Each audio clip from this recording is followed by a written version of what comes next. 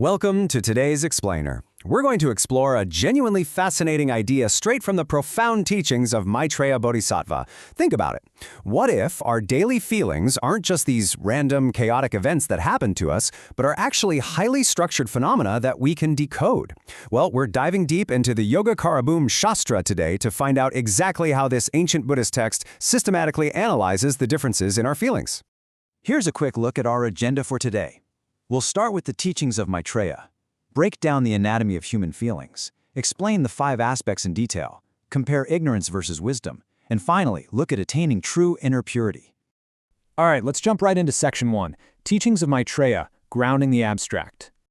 To really anchor our discussion, we're focusing specifically on fascicle 89 of the text. Before we can ever hope to master our reactions, like say when someone abruptly cuts you off in traffic and your blood just instantly boils, we have to define what a feeling actually is.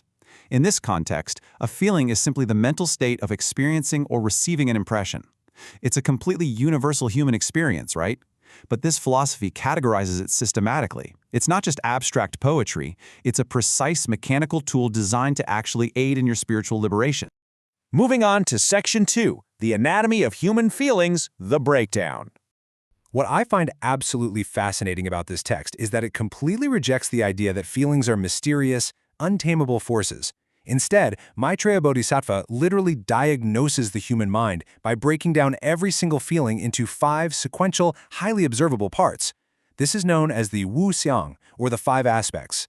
It's honestly like taking apart a complex engine to see exactly how the gears turn together. You've got its fundamental nature, its physical basis, the external object triggering it, its mental associates, and finally its subsequent functioning. Which brings us to Section 3, the 5 aspects explained, the diagnostic map. Let's look at how mechanical and brilliantly clear this breakdown is. Starting at the top with nature, or Zixing, every single feeling ultimately boils down to just 3 types: pain, pleasure, or a neutral state of neither pain nor pleasure. Simple, right? Then we have the basis, or Suoyi. Feelings don't just float around in a void, they strictly rely on 6 sensory organs: your eye, ear, nose, tongue, body, and mind.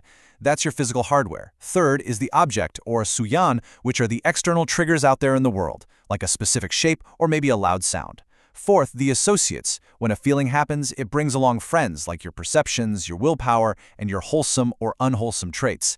And lastly, functioning describes how the entire mind relies on this physical basis, co-arising and co-ceasing as one fully interconnected system. So here is the absolutely crucial takeaway. This taxonomy isn't just dry, ancient philosophy, it's a highly practical, almost psychological tool. By applying this precise framework, a practitioner can observe exactly how a feeling constructs itself in real time. You're no longer drowning in a chaotic, messy emotion. You're simply observing a predictable map of sensory inputs and mental reactions. Okay, Section 4, Ignorance versus Wisdom and How We React. Now that we've mapped out the anatomy of a feeling, the text sharply contrasts 2 different paths for how we can actually react to it. If you look at the foolish approach, it's characterized by being completely lost in the entanglements of the present moment and totally blind to future consequences. It completely ignores impermanence, which tragically leaves a person trapped in the painful cycles of birth, aging, sickness, and death.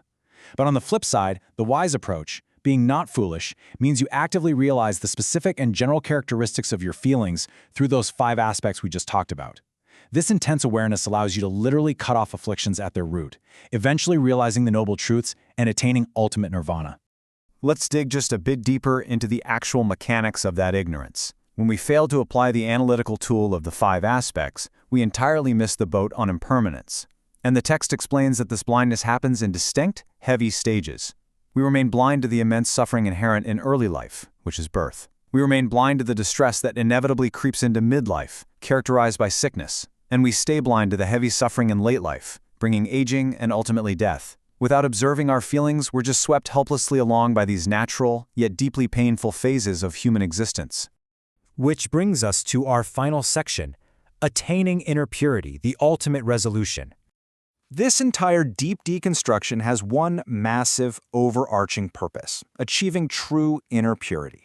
The text outlines a beautifully systematic procedure to get there. Step 1, you encounter an object, maybe a beautiful form that triggers intense greed, or a really hostile coworker who triggers instant anger.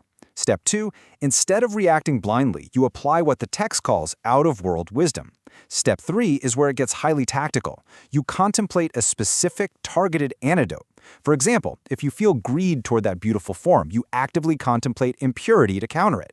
If someone is hostile and triggers your anger, you purposefully deploy loving kindness.